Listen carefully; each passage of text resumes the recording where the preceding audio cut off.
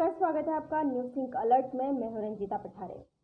आज अनलॉक 4 की समय सीमा खत्म हो चुकी है। अब सरकार ने अनलॉक 5 की गाइडलाइंस जारी कर दी है, यानी कि जो गाइडलाइन जारी हुई है उसकी शुरुआत कल से हो सकती है। इसी के साथ सरकार ने सिनेमा हॉल, एंटरटेनमेंट पार्क और स्विमिंग पूल खोलने की भी अनुमति दे दी है, लेकिन इसके लिए सरकार ने कुछ शर्त लगाई है। ये सब चीज़ें 15 अक्टूबर से खुल सकती है, यानी 15 अक्टूबर से सिनेमा हॉल और एंटरटेनमेंट पार्क खुल सकते हैं, लेकिन उसके लिए ज़रूरी है कि वहाँ सिर्फ 50% क्षमता ही रखी जाए, यानी कि पूरा नहीं खुलेगा। एक एक सीट छोड़कर लोगों को बैठाया जाएगा। आधा ही सिनेमा हॉल भरेगा, यानी जितनी ऑडियंस की वहाँ जितनी कैपेसिटी होगी उससे आधे लोगों को ही एंट्री मिल सकती है। इसके पहले जारी गाइडलाइन में सरकार ने मेट्रो को खोलने की बात कही थी और अभी मेट्रो खुल गई है, ट्रेनें खुल गई है, बसें चल रही है। इसके साथ साथ 9वीं से 12वीं तक के बच्चों को स्कूल जाने की अनुमति भी मिल गई है। अब देश में 100 व्यक्तियों का समूह राजनीतिक और सामाजिक कार्यक्रम का आयोजन भी कर सकता है। इसके पहले बहुत सारी ऐसी चीज़ें थी जिन पर रोक लगाई थी, क्योंकि कोरोना बहुत ज़्यादा बढ़ रहा था। हालांकि अभी भी कोरोना के केस इतने ज़्यादा कम नहीं हुए। अभी भी वायरस के रोज़ाना मामले 80,000 से ज़्यादा ही आ रहे हैं। अब अगर हम कुल संक्रमितों की संख्या की बात करें तो वो 62 लाख से ज़्यादा हो चुकी है।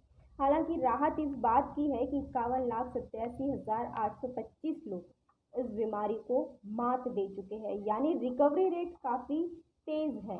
इसीलिए सरकार का कहना है कि जब हमारे देश में रिकवरी रेट इतनी ज़्यादा है तो फिर धीरे धीरे सब कुछ सामान्य किया जाना चाहिए, धीरे धीरे सब कुछ खोला जाना चाहिए, क्योंकि बहुत सारी लोगों की जीविका जो है वो रुकी हुई है। बहुत सारे ऐसे लोग हैं जो सिनेमा हॉल, एंटरटेनमेंट पार्क वहाँ नौकरी करते हैं और वो इतने समय से बंद होने के कारण उनके पास पैसे नहीं आ रहे और वो अच्छे से अपना घर नहीं चला पा रहे। इसीलिए सरकार ने कम क्षमता के साथ सब कुछ खोलने की इजाज़त दे दी है।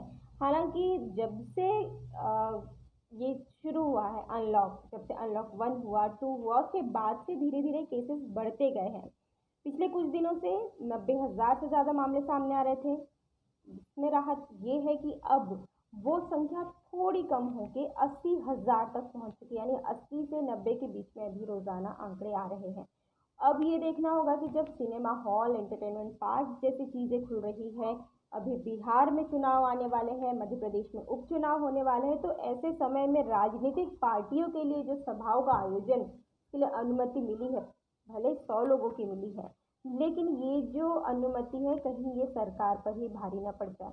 कहीं ऐसा ना हो कि इससे फिर ज़्यादा केसेस बढ़ने लगे।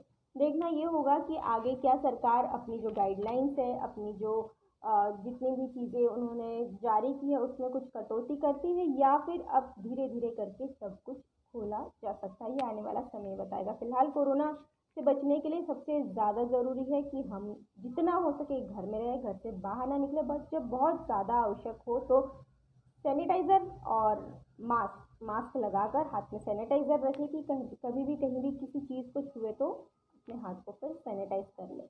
ये कुछ सावधानियां हैं जिन सावधानियों को अपनाकर हम कोरोना से बच सकते हैं। इस रिपोर्ट में फिलहाल इतना ही था। ऐसे वीडियोज़ की जानकारी के लिए बने रहिए न्यूज़ सिंक अलर्ट के साथ। Thank you.